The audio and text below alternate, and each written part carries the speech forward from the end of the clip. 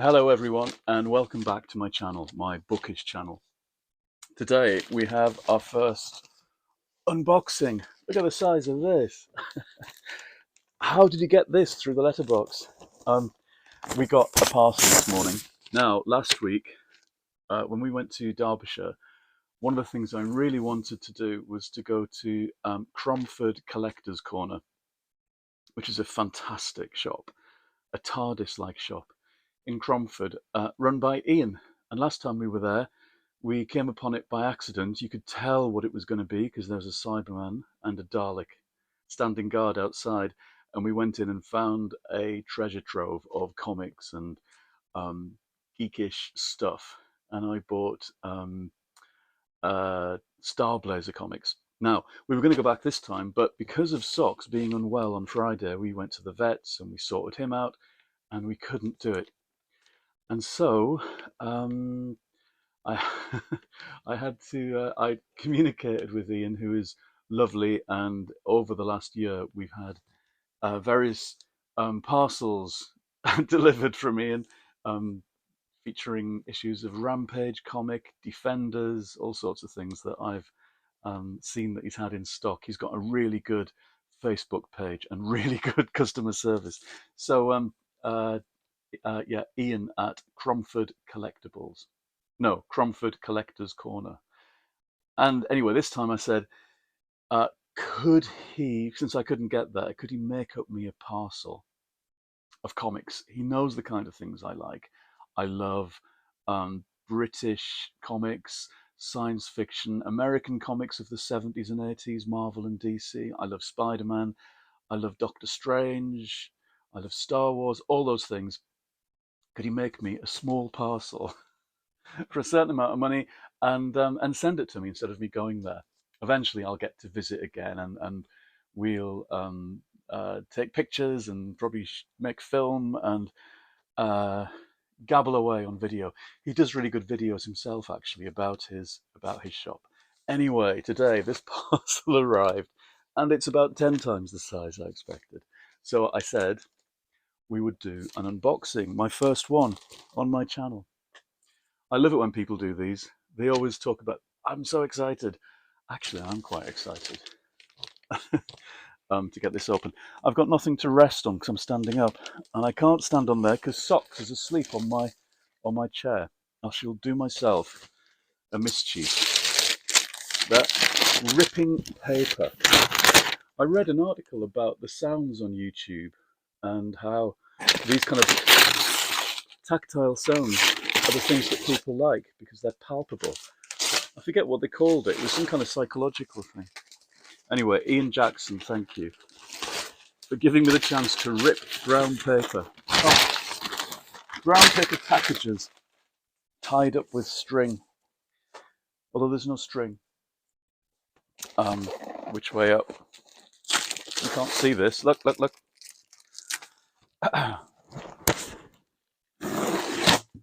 The great striptease of an unboxing. Oh, here we go.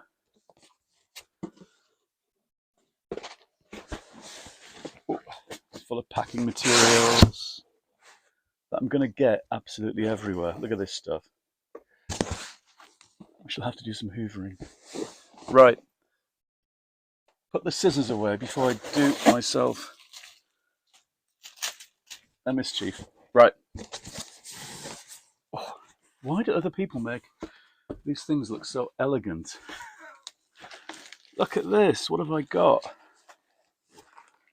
There's a package, first of all wrapped up so tidily. That looks pretty substantial as a wodge of comics.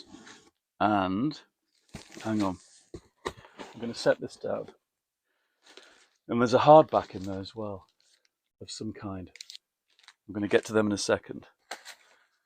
And oh, look at this. Annuals. Whoops, sorry, Socks. The Beezer book. The Beezer book, 1987. I would never have had this because I had the Beezer slightly earlier. By 1987, I was 17 and probably beyond such things, beyond annuals, maybe, I'm not sure, maybe not. Maybe I did have this, but I certainly don't have it now. Look at the numbskulls, the little tiny people who live in your head in cross section. Love the numbskulls. The Beezer was great because it wasn't the Dandy and it wasn't the Beano. It felt more modern than both. And Jeremy tells me that as a child, my partner Jeremy, as a child, he used to get the Beezer, but the reason he got it, it was entirely snobby because the Beezer wasn't a tabloid comic. It was a oh god, what's the word for a large paper like the Guardian used to be? It was a the word will come back anyway. It was a grown-up comic apparently because it wasn't tabloid. It was sensible. This is marvelous. I think he's put far too much stuff in this box. So there's the Beezer Annual, 1987. Americans, I know, don't know what annuals are. They didn't have them in the same way as we did, which is really unfortunate. Microphone there, which is really unfortunate. What a shame. And I think younger people in this country, don't understand the importance of getting annuals at Christmas. They were always so exciting. And here's another, the Topper book. Topper, 1975. It's another one from, I think, the same company. It's all signed up. Signed up? It's all sealed up. I think it was Fleetway or IPC, one of those companies, if they weren't the same thing. I don't think they were. Topper probably merged with something else later on. Oh, Beryl the Peril, who came from the Dandy. So maybe it's DC Thompson, Topper. That's interesting. Oh, this looks like heaven as well. See, this smells so nice as well. They smell the same. I remember Topper. It's at the kind of the very edge of my memory, I think, reading annuals in 1975. I would have been 5 or 6 and quite happy to sit with these things for hours and hours. Bliss. But I hadn't realised Topper was DC Thompson. DC Thompson is the Dundee-based comics company that's still there, that still does the Beano and various other things. Commando, which is about soldiers, not about lots of men running around with no pants on, as I claimed the other day.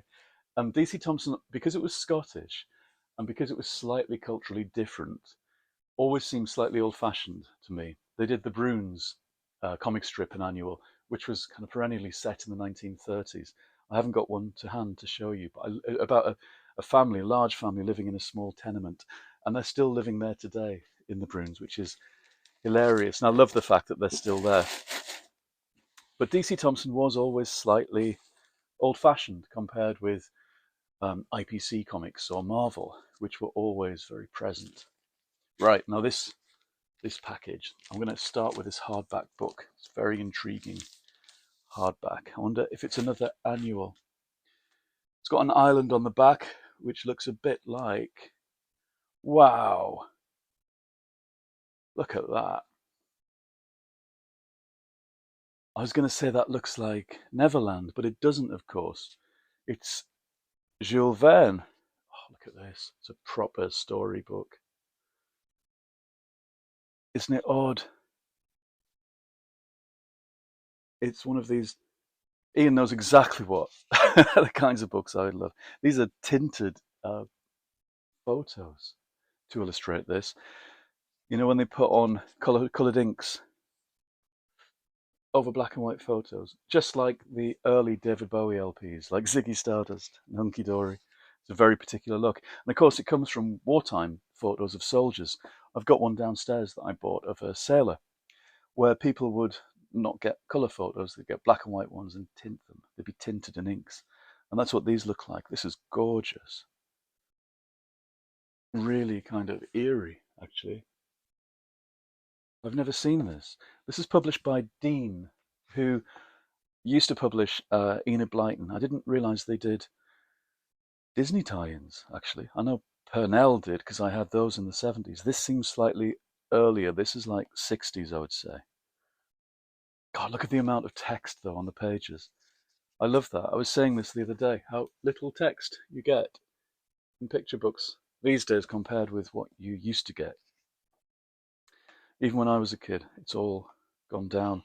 As if kids who love to read less than people in the past. Look at those end papers. That's a real find. Gorgeous. Right? Now, annuals and gift books. I wasn't expecting that at all. And these are comics, all tidily kept. Oh, DC Strange Adventures. Look at that. When's that from? 20 cents. When does that make it? I wonder. 7p in England. Somebody's. Oh, and there's a card at the back. Agador slipped in there. Agador from Doctor Who. This is a Weetabix card. You've no idea the kind of nostalgic charge these have for me.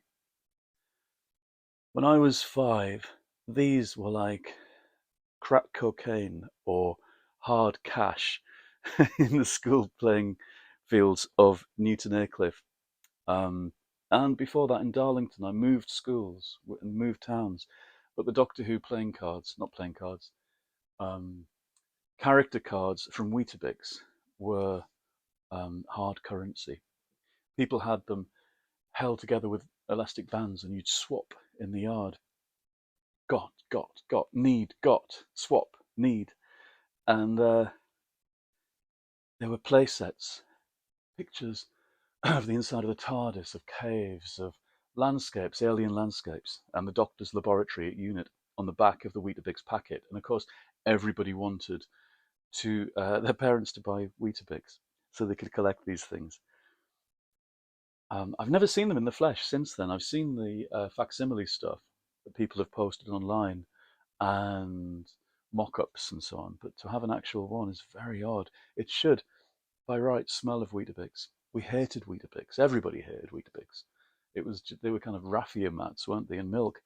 But everybody collected these, even if they didn't watch the TV show. That was the funny thing. It's like collecting Star Wars stickers before you saw the film. You knew you had to have them because it was the next thing. And with Doctor Who, it was funny because we didn't often have the memory of these creatures. I didn't know who Agador was. He'd been in Doctor Who before, just a couple of years before. But before I'd started watching it, before I was old enough to watch it, I think I started at 5 with Tom Baker's first year. Agador was long gone by then. How wonderful to have a little card. That will go in my own cabinet of treasures there. Look, I'll show you. I'll talk you through the contents of that someday. It's little objects and keepsakes. And for now, it'll go there. Right. Strange Adventures from DC. It's not something I know, although he looks familiar. He must have been in some kind of Adam Strange, the emotion master of space, must have been in something. What year? 73. See, DC as well always looks slightly more old-fashioned than it looks like the 50s to me, unless they're reprints, possibly. Yeah, DC was always slightly more old-fashioned than Marvel, which was completely up to the minute. Marvel was very much in the 70s and lived in the same world as the rest of us. Even if that world was America, it was a very glamorous version of the present. There's a touch of the Flash Gordons about this, which I love. Great choice. I shall keep the bits of card and the plastic, although I never keep comics in plastic. I've got box loads, and they're reading copies. They're not comics to be preserved in amber or, nothing's like that. Everything I have, even the fanciest books I've got, even my signed editions of things, are things that I read. The Mighty World of Marvel, 1975, July the 26th, starring the Incredible Hulk. Look at him. Now, this is something I definitely would have owned in the past. The Submariner and Doctor Strange on the front. Oh, it's the beginning of the Defenders. This is actually, sorry, I've had crumpets and coffee for breakfast. I'm belching. This is actually the beginning of the Defenders, where they're drawn together ineluctably. Wow. I love Doctor Strange and his fantastic house looking Greenwich Village. So jealous of all the places in the world to live. Doctor Strange's Sanctum Sanctorum is up there on the list of places that I'd most want to live, I think. It looked a bit spooky in the films. In the comics, it always seemed quite cozy, especially when the Defenders met there. Daredevil. I used to love the letters as well. Don't think I ever wrote in to Marvel Comics. Who else? Daredevil and is it the Fantastic Four? What does it smell like? It smells like 1976. It smells like long, hot summers and holidays in the Lake District. Divide and Conquer. Fantastic Four. This rings real bells. Jack Kirby. They were always falling out, though. There was always lots of drama in the Fantastic Four. Jack Kirby's stuff, it was always like being slightly too close to the characters. And everybody was made out of a strange substance. It was like they were made out of some kind of weird alloy. Everybody was slightly metallic looking, with these huge jaws. Nobody drew like Jack Kirby at all. Fantastic. Mighty World of Marvel. Oh, it's 75, not 76. And so is this one. This is the next week's. Wow. I am being slightly spoiled. Is it the next week's? 147. No, it's a few weeks on. A few weeks on. Still more Defenders. And you see, because I read these things in black and white first, that was the natural look for these. When I saw them in colour, it was always slightly odd.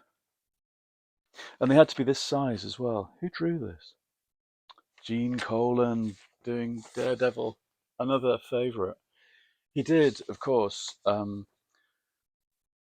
Dracula Lives, which I used to read Dracula Lives in the Planet of the Apes comic. They were together, Dracula and the Planet of the Apes, in one comic in 75, 76. And I used to have the most fiendish nightmares at the age of 6. My parents stopped my comics as a result, because I used to tell them about these nightmares about, the world of apes and Dracula sucking people's blood. They thought it was terrible, but I thought I thought it was marvelous. I loved having dreams. Anyway, I stopped getting them delivered as a result of that. And more Fantastic Four by Jack Kirby. The Thing was my favourite character in all of Marvel, and it still hurts that they've never quite got him right in the movies. Hopefully, they'll sort that out. And weirdly, the Fantastic Four is the heart of Marvel Comics for me, and they've been absent from the Marvel universe so far, apart from films I didn't quite get on with. What's next? Spider-Man with, God, this is immaculate. This Spider-Man Comics Weekly, 1973. So I should be showing you with Doctor Strange. These will be really quite unusual for American viewers to see. Our comics were quite different. They were papers, with non-glossy covers in the, to start with. Much more like getting an issue of the Beano or something. The mysterious world, the wondrous world of Doctor Strange. And look, 2 colours, like the Beano would have been. This is Steve Ditko's time on Spider-Man. And again, his own particular world, very recognisable, and stamped on my memory from reading all the reprints when I was a kid. This is too early for me to have read in this form, but I read them in, I think, a paperback. I think they did a little B format paperback reprinting all of these later in the 70s. And there was something called Marvel Digest even later, or early 80s. These are nice because they're smudgy, you see, they've got grey tones when they would have been highly coloured in the States. These are kind of slightly moody, slightly noirish, dare I say. That really suits encounters between Doctor Strange and Spider-Man. I wonder if it's the first time they met. This is why my favourite bit of the Marvel comics, the Marvel films so far, the bits where Spider-Man interacts with Doctor Strange, because they live in the same New York. So do the Fantastic Four, of course. Look, and here's more Jack Kirby doing Thor. I love these tinted pages with orange and red. I wish they'd carried on. It must have been expensive. They'd stopped doing that by the time I was reading Marvel comics. I always used to love Thor, and I guess I learnt a lot of mythology, skew whiff, Nordic mythology from this. And somebody's cut the voucher out of the bag to subscribe. You'd have to fill in a little form, cut it out, and take it to your newsagent to keep you the new issues of all your comics. And here's Rampage. Wow. What year was Rampage? I think this is the... Oh, goodness. It's #1. Look at that. Now, this is too much in this parcel. #1, October the 19th, 1977. I definitely had this. This is the Defenders still, a bit further on in their adventures. Same original team, and it's where they're fighting these ludicrous monsters. Every week, the Defenders dealt with cosmic forces or alien beings in Greenwich Village. Wow. Who else was in Rampage then? I think they would... Nova. And I think this is the beginning of Nova's adventures. I used to love Nova. Something slightly sexy about the whole kind of Nova thing. I don't know why. I seem to remember this was my burgeoning sexuality at the age of 7 or 8. The idea of he's just an ordinary kid, isn't he? He's transformed into a superhero who flies about in space. That's what it was. And that's why, I guess, it was exciting. Look at him. Later on, he was drawn by Carmine Infantino, who did Star Wars in a very particular, very eccentric, strange style. Last bit, last thing in my parcel. It's a very generous parcel. This is Rampage magazine. This is later. This is when it becomes a monthly. I love this. This is #12. This is when it's become a bit more grown up, dare I say.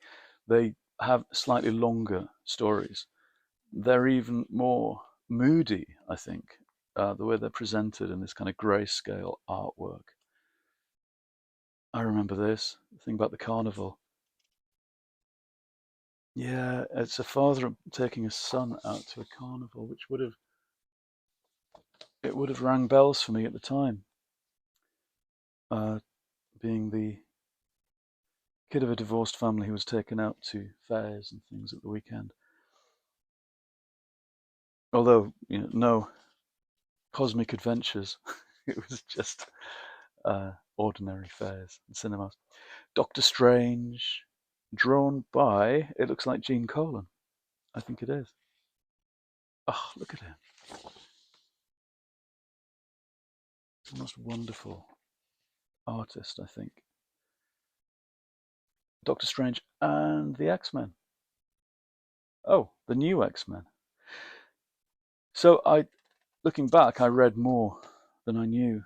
I was more au fait with um, all those kind of Bronze Age characters than I even remember. Because anything like this that would have fallen into my hands that I would have collected up, I read the hell out of it.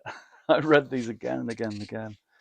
So um, it's that very odd feeling I had when watching the first kind of Marvel movies and the first, X-Men and all those movies beginning about the year 2000, that I know all of this. I know these plot beats. And because it turns out that I do know all of them, I had read them. Look at the advert for Starburst.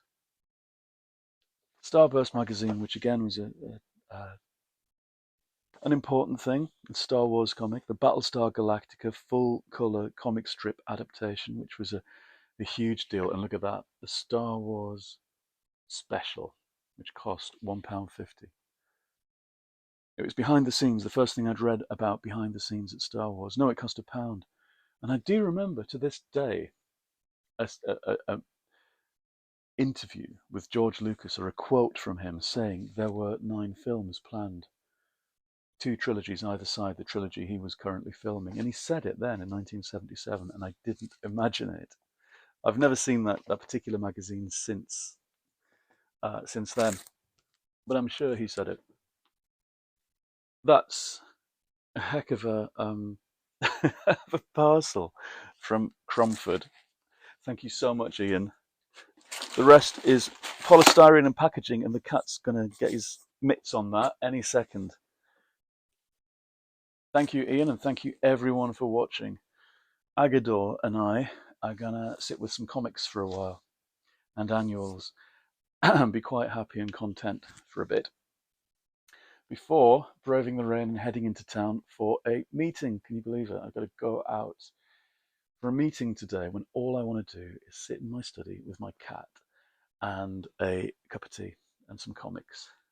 But I will do for a while, and then again later on. Okay, I'm going to go now. This will go out on, I think, Friday. So happy weekend. It's currently Wednesday here in my world. Have a fantastic weekend, and I will see you soon in the next episode. Please like and leave comments. Tell me about your own comics history. And I will also leave a link, hopefully, to Cromford Collector's Corner. Okay, goodbye. See you soon.